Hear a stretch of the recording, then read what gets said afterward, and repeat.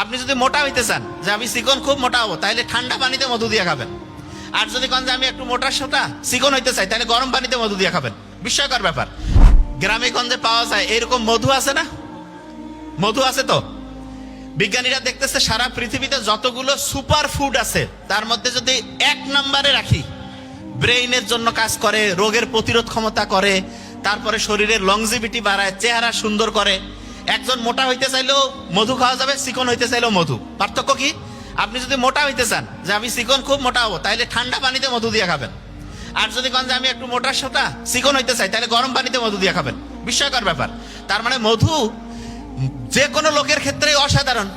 এবং এই মধুর সাথে বাড়িতে যে টক দই পাওয়া যায় না, টক দইতে একটু মধু দিবেন।